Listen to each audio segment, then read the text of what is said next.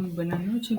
Mm, eh, Voy a explicar la semana el reto de la semana número 2, el origen de la educación financiera. Yo me estoy basando pues, en este título pensando como economista, identificando tres factores importantes, digamos que eh, en el libro principal de la economía de Jorge Marque, pensando como economista. Bueno, empiezo a explicar cómo los economistas como científicos planean varias formas de aplicar la lógica para examinar la economía. Ellos se basaron, digamos, en el método de ciencia, de observación teórica y más observación. Digamos que en eso nos basamos en Isaac Newton. El famoso científico y matemático del siglo XIX se quedó intrigado al ver al caer una manzana en un árbol. Esta observación le motiva a desarrollar la teoría de la gravedad, lo cual se aplica no solo a la manzana que cae del árbol, sino también a par de objetos en el universo. Prueba, digamos que subsiguiente a la teoría de Newton, han demostrado que su teoría es válida en la mayoría de las circunstancias, aunque tiempo después Einstein puso manifiesto de dicha teoría. No se cumple con todas las cosas, debido a que la teoría de Newton permite explicar muy fácilmente la observación. La relación entre observación y la teoría también ocurre en el campo de la economía. Una economía puede vivir, por ejemplo, en un país que está experimentando un rápido crecimiento de precios y motivo por eso se dedica a escribir una teoría sobre la inflación. La teoría afirma que una alta tasa de inflación ocurre cuando el gobierno imprime mucho dinero y el objeto de probar esta teoría que los economistas pueden recolectar o analizar diferentes métodos para los precios y el dinero en distintos países. Si, si encuentra que el crecimiento de la cantidad de dinero no está relacionada con el incremento de los precios, entonces empezarán a dudar de la teoría sobre la inflación. Si, por el contrario, encuentran una relación muy importante en los datos antes, los economistas se sentirán más confiados en esta teoría. Digamos que el otro es el papel del supuesto. El papel del supuesto tiene, si puede, le pregunta a un filósofo cuando tardará de caer una moneda de un piso décimo. Lo más probable es que responda la pregunta suponiendo que la moneda cae al vacío.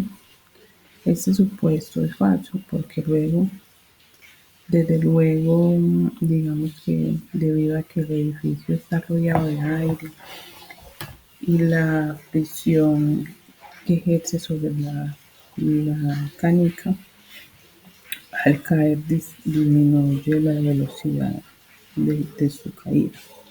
Los físicos, digamos que responden a esta afirmación que la fricción es casi nula y que por tanto su efecto no es importante, es decir, suponer que la canica cae en el vacío simplemente el problema sin afectar significativamente, digamos, la respuesta.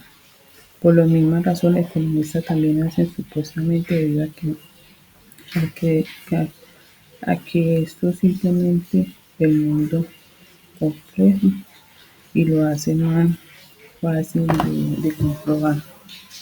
De la misma manera, los economistas usan diferentes supuestos para analizar cuestiones distintas.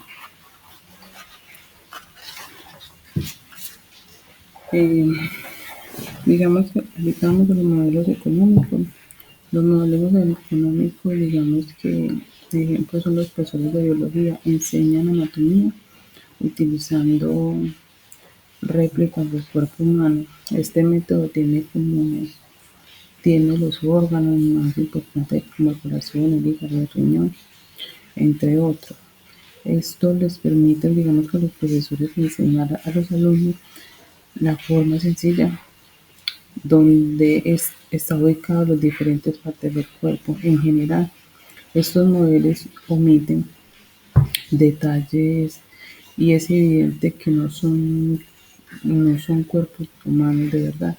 Sin embargo, a pesar de esta falta de realismo, o quizás gracias a ello, sus estudiantes es muy importante para aprender las funciones del cuerpo humano.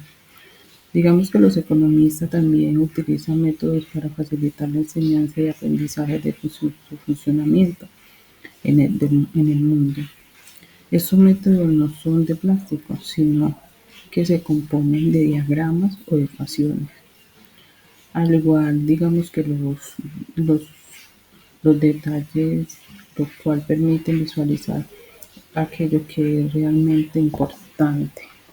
Esa es como la explicación de los métodos económicos y ahorita tenemos un diagrama de flujo circular.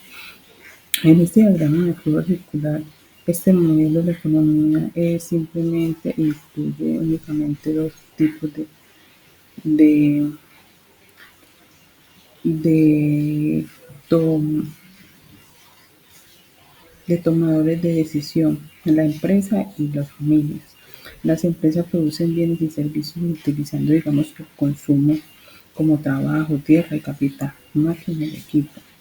En esos insumos se denominan factores de la producción, los factores de producción. Las familias son la propiedad de estos factores y consumen todos los bienes y servicios que la empresa produce. También las familias y las empresas interactúan en dos tipos de mercado: el mercado de los bienes y servicios, y en donde las familias son los compradores y las empresas los vendedores. Eh, y todas las familias compran lo que las empresas producen de otros mercados, es decir, que los factores de la producción, y en este caso las familias son los vendedores. En las empresas de compradores y los familias son los proveedores, los insumos que las empresas necesitan para ofrecer bienes y servicios. El diagrama de flujo circular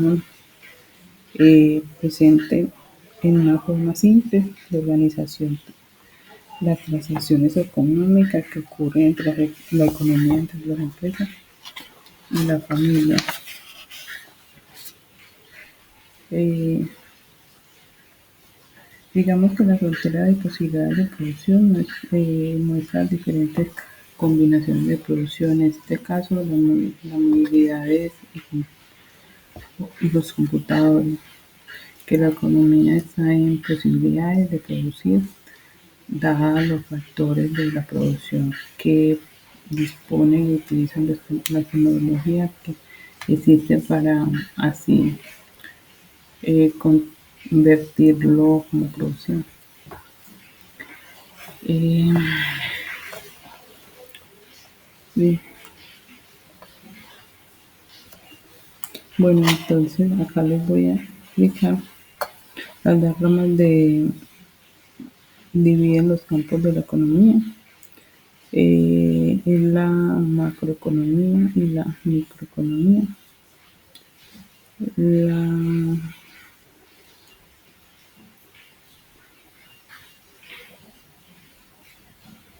Digamos que primero es el estudio de cómo las familias y las empresas toman decisiones y cómo interactúan en el mercado, especialmente la segunda. Se encarga del estudio de los fenómenos y de todos la economía. Un microeconomista puede estudiar los factores eh, de, de controlar el precio del alquiler en el mercado de viviendas, digamos en cualquier país, o bien en enfocarse en su estudio en el impacto de las competencias extranjeras dentro de su industria automotriz. En, digamos que en México, su analista también puede centrarse en los factores que la enseñanza obligatoriamente tiene como los ingresos de los trabajadores.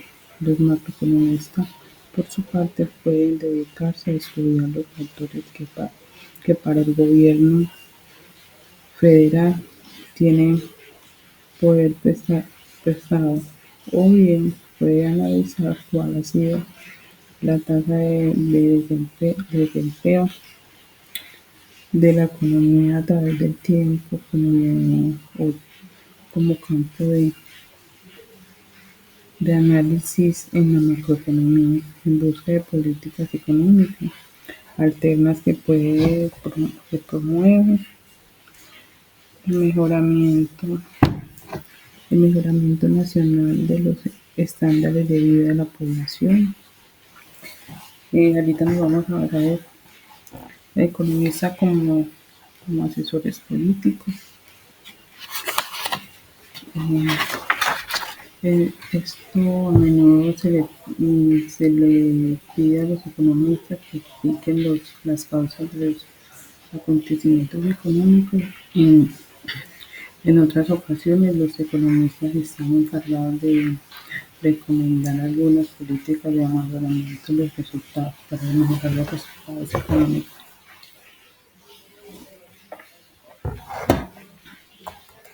Porque los economistas discrepan entre sí. Dos posibles razones. Una, los desacuerdos entre la validez de otras teorías. Digamos que es como funciona, digamos que la realidad, ya sea entre ellos o más bien en lo laboral, porque nunca vamos a estar de acuerdo en la teoría del otro. La economía puede tener diferentes valores, digamos que la teoría puede diferir de diferentes valores, por tanto, distintas visiones normativas. Normativas de lo que la política económica debería tratar de lograr. La discrepancia que existe entre la economía se debe a que la economía es una ciencia joven y hay todavía mucho por aprender. Algunas veces los economistas no se ponen de acuerdo por su juicio acerca de la validez de la teoría alternativa. Eh, es diferente o bien porque difiere en el tamaño de algunos parámetros importantes que mide cómo se relacionan las variables económicas. Digamos que